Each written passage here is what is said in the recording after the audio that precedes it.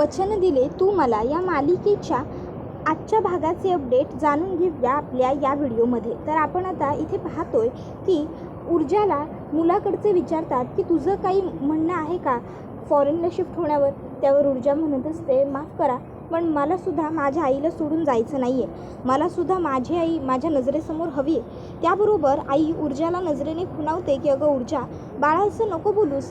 त्यावर आता लगेचच त्या मुलाचे वडील म्हणजे परीक्षितचे वडील म्हणतात की अहो असू द्या ना ताई, उगाच कशाला तुम्ही तिला थांबवताय, ती जे बोलते ते बरोबर आहे। इतक्यात परीक्षितची आईसुद्धा म्हणते की हो ना, अगदी बरोबर बोलले परीक्षितचे बाबा। खरं तर आम्हाला ऊर्जाचा हाच तर म्हणजे स्पष्ट वक्तव्यपणा आवडतो, ती किती पटकन बोलून गेली तिला जे हवं ते।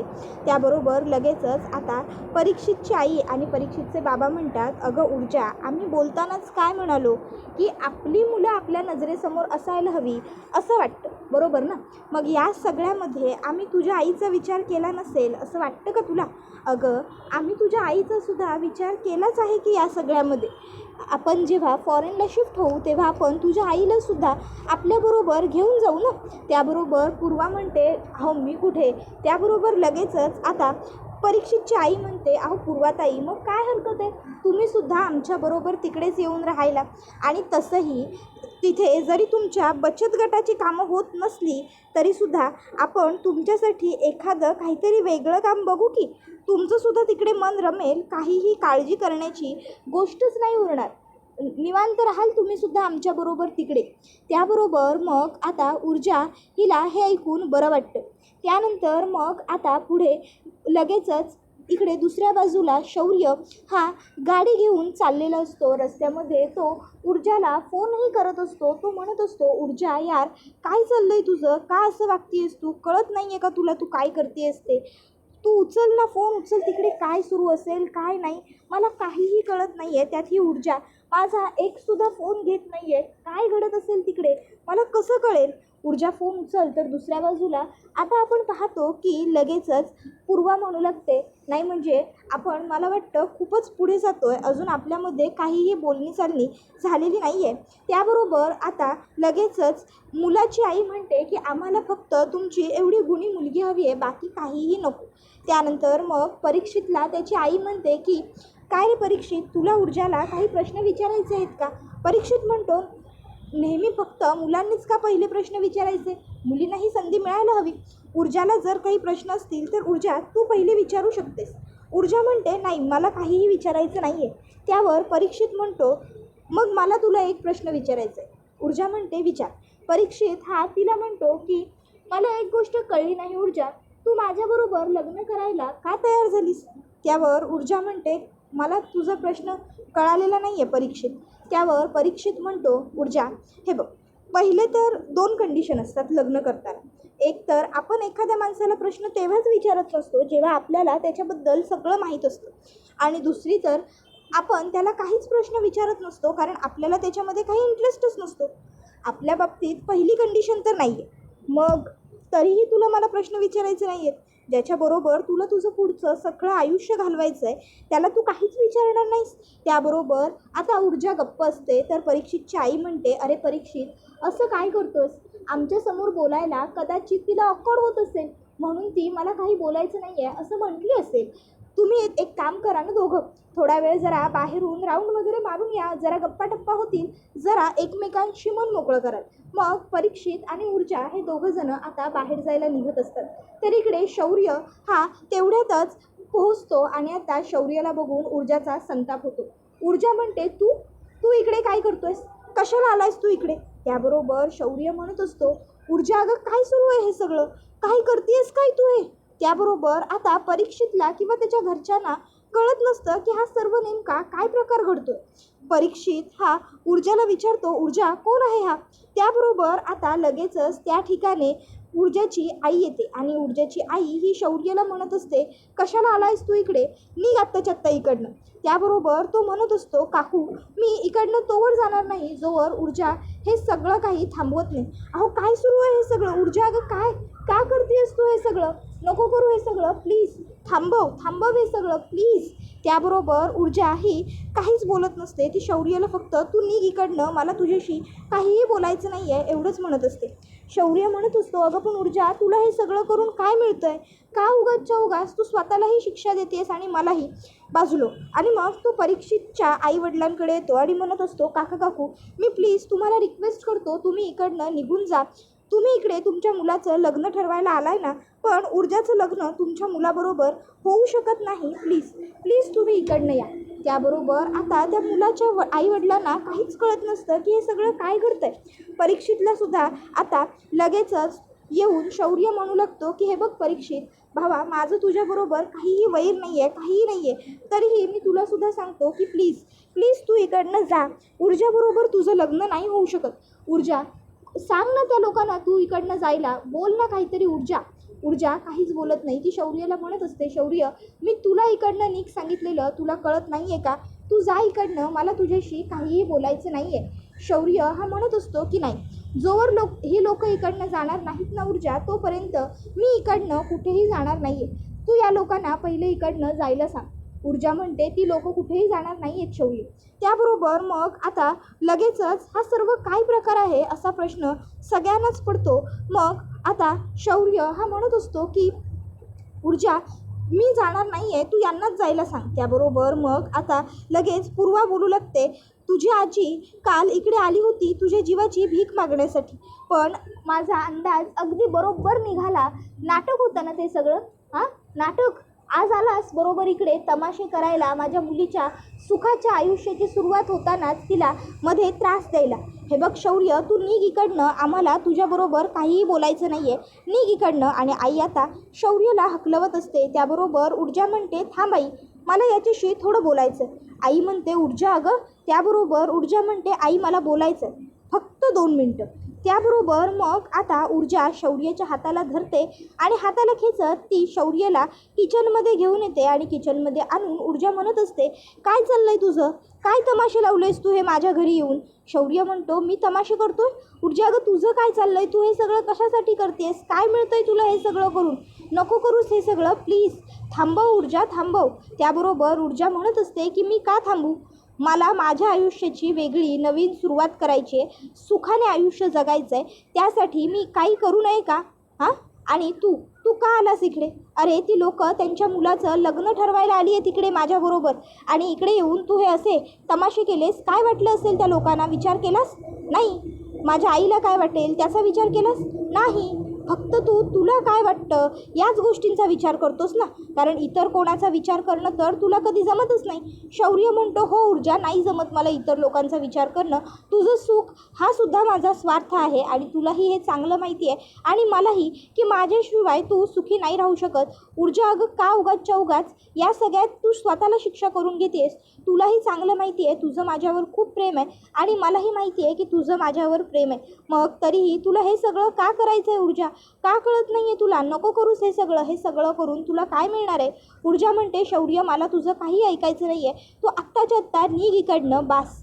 त्याबरोबर शौर्य म्हणत असतो की ऊर्जा अगं, पण ऊर्जा म्हणते, माझ्या आयुष्यात मी काय करायचं आणि काय नाही हे तू मला शिकवायचं नाही, मला जे हवं जसं हवं मी माझ्या आयुष्यात ते तसं करू शकते, समजलं ना, मी तुझं ऐकायला तुझी बांधील नाही आहे, लक्षात ठेव. त्याबरोबर शौर्य म्हणत असतो, ऊर्जा पण मी जे काही सांगतोय ते तुझ्याच चांगल्याच आहे, तुला ते का कळत नाही आहे. अगं आपण प्रेम करतो एकमेकांवर, मला मान्य आहे मी तुझ्याशी खोटं बोललो, मी तुझ्यापासून काही गोष्टी लपवल्या, पण याचा अर्थ असा तर होत नाही ना ऊर्जा की मी केलेलं प्रेम खोटं आहे, ह्याचा अर्थ असा तर होत नाही ना ऊर्जा की मी दिलेली वचनं खोटी आहेत. मी तुझ्यावरती कधीही खोटं प्रेम केलेलं नव्हतं, मी प्रेम मात्र अगदी खरं आणि मनापासून केलं आहे ऊर्जा, खरं बोलतोय मी, प्लीज माझ्यावर विश्वास ठेव. ऊर्जा म्हणत असते की मला तुझ्यावरती विश्वास बिलकुलच नाही आहे आणि मुळात विश्वासाच्या गोष्टी ना तुझ्या तोंडून शोभत नाहीत शौर्य, समजलं ना, त्यामुळे तू इकडनं निघ. शौर्य म्हणत असतो, ऊर्जा मी तुझ्यासमोर हात जोडतो, असा वेडेपणा करू नकोस, प्लीज हे सगळं थांबव. ऊर्जा म्हणते, मी म्हटलं ना यातलं काहीही थांबणार नाही आहे. शौर्य, मी माझ्या आयुष्यात जो काही निर्णय घेतला आहे ना तो योग्य आहे आणि मला अडवण्याचा हक्क तुला नाही आहे. त्यामुळे तू इकडनं निघ, समजलं? मी हे लग्न करणार आहे म्हणजे करणार आहे आणि ही माझी इच्छा आहे आणि मला जे हवं ते मी माझ्या आयुष्यात करूच शकते, समजलं ना? त्यामुळे मी काय करायचं आणि काय नाही हे मला तू सांगण्याची बिलकुलच गरज नाही आहे. त्याबरोबर शौर्य म्हणत असतो, अच्छा म्हणजे तू माझं ऐकणारच नाही आहेस का? ऊर्जा म्हणते, नाही, मी तुझं काहीही ऐकणार नाही आहे. मला माझ्या आयुष्यात जे हवं आहे ना मी तेच करेन, कळलं? त्याबरोबर मग आता लगेचच शौर्य हा तिकडनं बाहेर येतो आणि आता बाहेर येऊन तो म्हणत असतो की हे बघा तुम्ही लोक ऐका माझं. ऊर्जा म्हणत असते, शौर्य काय चाललं आहे तुझं? का उगाच तुला आणखी नाही वाद वाढवायचेच आहेत? त्याबरोबर शौर्य म्हणत असतो, कारण माझं प्रेम आहे तुझ्यावर ऊर्जा आणि तुझंही माझ्यावर प्रेम आहे हेही मला माहिती आहे. आता हे सगळं काही परीक्षितचे आईबाबासुद्धा बघत असतात, ऐकत असतात. तर आता शौर्य हा म्हणत असतो त्या लोकांना की हे बघा प्लीज तुम्ही लोक इकडनं निघून जा, ऊर्जाचं लग्न तुमच्या मुलाबरोबर नाही होऊ शकत. त्याबरोबर आता ऊर्जा म्हणत असते, शौर्य तू जा इकडनं, चालता हो, निघ इकडनं. त्याबरोबर शौर्य म्हणत असतो की मी इकडनं कुठेही जाणार नाही आहे ऊर्जा, नाही जाणार मी. जोपर्यंत ही लोक इकडनं जात नाहीत ना तोवर मी सुद्धा नाही जाणार, समजलं? त्याबरोबर मग आता शौर्य हा म्हणू लागतो की ऊर्जा तू जे करतेस ते चुकीचं आहे आणि मी तुला असं काहीही करू देणार नाही आहे. तू जो निर्णय घेतेस ना तो रागाच्या भरात तडकाफडकी घेतेस आणि त्यामुळे मी तुला तो घेऊच नाही देणार. त्याबरोबर आता लगेचच इकडे शौर्य त्यांना म्हणत असतो, हे बघा काका काकू, मी प्लीज तुम्हाला रिक्वेस्ट करतोय, तुमच्यासमोर हात जोडतोय, प्लीज तुम्ही इकडे नका थांबू, प्लीज तुम्ही लोक इकडनं निघून जा.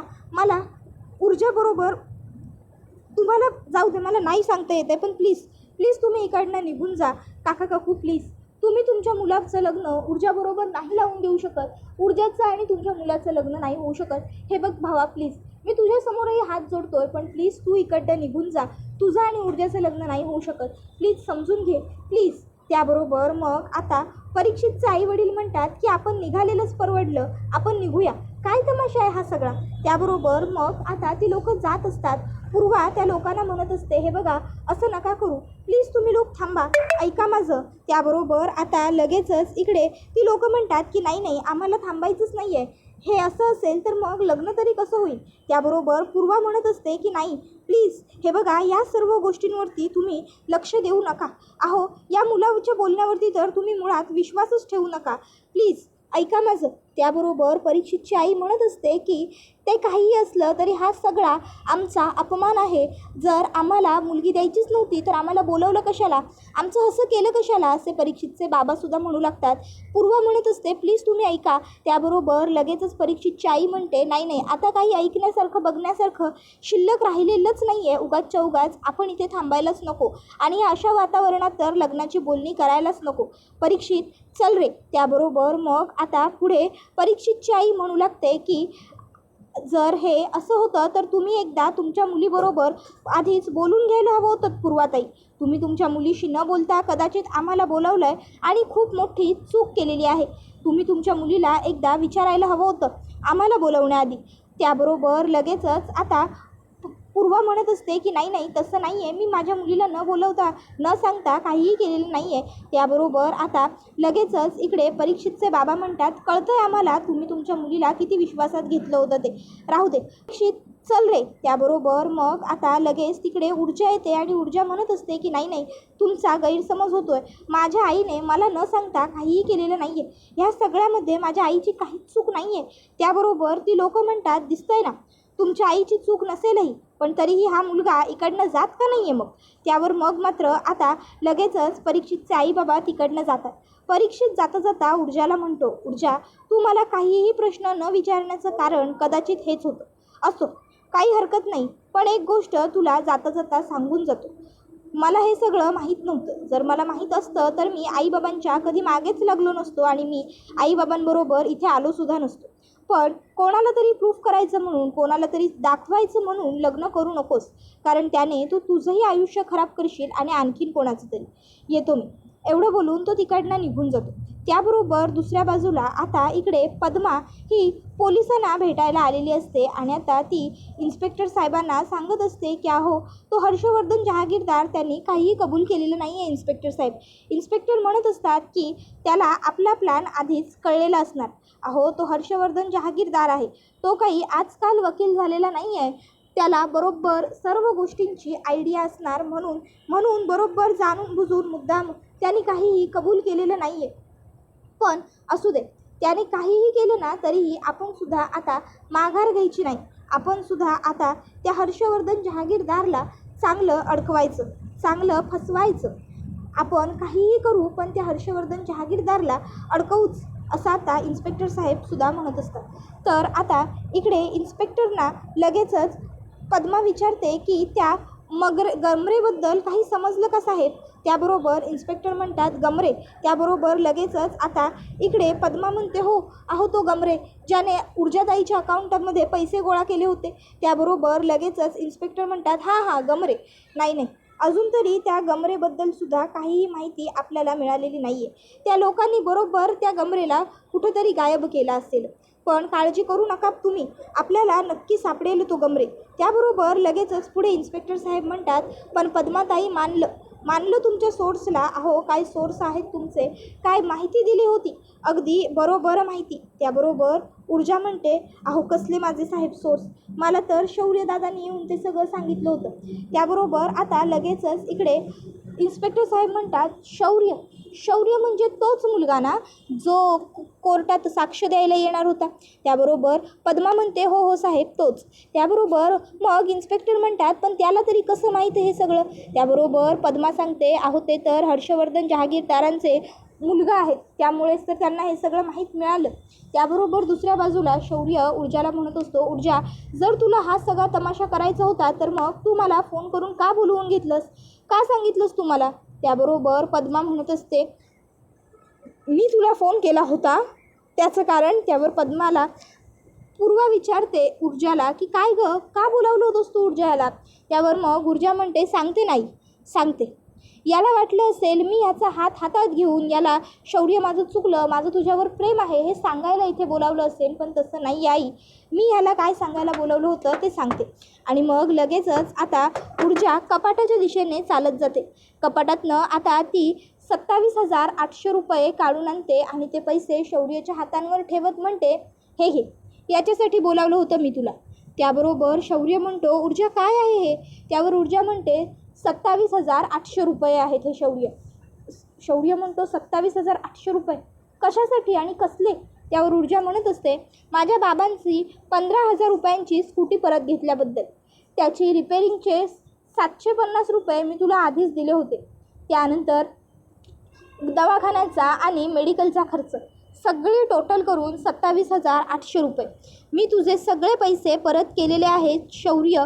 त्यामुळे आता माझा शौर्य हर्षवर्धन जहागीरदार याच्याबरोबर काहीही संबंध नाही आहे, सगळे संबंध संपले. आपल्या नात्याचा हिशोब क्लिअर केला आहे मी. शौर्य म्हणत असतो ऊर्जा अगं तो हिशोब नव्हता, ते माझं प्रेम होतं. ऊर्जा म्हणत असते शौर्य हिशोबच होता तो. आपल्या दोघांमध्ये हिशोबाशिवाय दुसरं काही होऊ शकत नाही. आणि आता आपले दोघांचेही मार्ग वेगळे वेगळे झालेले आहेत, कारण आता मी तुझा संपूर्ण हिशोब क्लिअर केला आहे. आता मला माझ्या आयुष्यात तू नको आहेस. पुन्हा माझ्या आयुष्यात लुडबुड करण्याचा प्रयत्नही करू नकोस. पुन्हा माझ्या आयुष्यात येण्याचा प्रयत्न करू नकोस शौर्य, समजलं ना. पुन्हा कधीच माझ्यासमोर येऊ नकोस. आणि मग ऊर्जा आईला म्हणते आई मी कोणाशीही लग्न करेन पण याच्याशी नाही करणार. जरी मुलगा शिल्लक राहिला नाही ना माझ्या लग्नासाठी, मला असंच राहावं लागलं तर मी अशीच राहीन, पण तरी मी याच्याशी लग्न नाही करणार. आणि मग ऊर्जा शौर्यला घरातनं बाहेर ढकलून देते आणि घराचा दरवाजा बंद करते आणि म्हणत असते काहीही झालं तरी मी शौर्य हर्षवर्धन जहागीरदार बरोबर लग्न नाही करणार, म्हणजे नाही करणार, कधीच नाही करणार. आणि मग ऊर्जासुद्धा रडायला लागते आणि तिकडे शौर्यसुद्धा रडत असतो.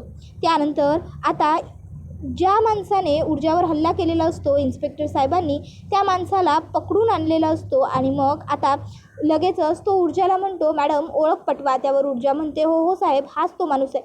मग आता इन्स्पेक्टर त्याला म्हणतात की तुला कुणी सांगितलं होतं ऊर्जाताईवर हल्ला करण्यासाठी. त्यावर तो सांगतो की मला विक्रांत शिर्के साहेबांनी सांगितलं होतं. विक्रांतचं नाव ऐकून आता मग लगेचच ऊर्जा आणि इन्स्पेक्टर दोघंही एकमेकांकडे बघू लागतात आणि हा व्हिडिओ इथेच संपतो. व्हिडिओ आवडला असेल तर व्हिडिओला लाईक करा. चॅनलवर नवीन असाल तर चॅनलला सबस्क्राईब करा आणि बेल आयकॉन आठवणीने प्रेस करा, जेणेकरून तुम्हाला पुढच्या प्रत्येक व्हिडिओचं नोटिफिकेशन मिळत जाईल आणि सर्व व्हिडिओंचा आनंद हा अगदी उत्तम पद्धतीने घेता येईल. चला तर मग प्रेक्षकांनो, आजच्या पुरतं इथेच थांबूया. पुढचा व्हिडिओ येईपर्यंत ह्या व्हिडिओचा छान पद्धतीने आनंद घेत राहा. टाटा, बाय बाय, धन्यवाद, take care all of you. तुम्हाला ही मालिका कशी वाटते हे आम्हाला कमेंटमध्ये नक्कीच सांगा.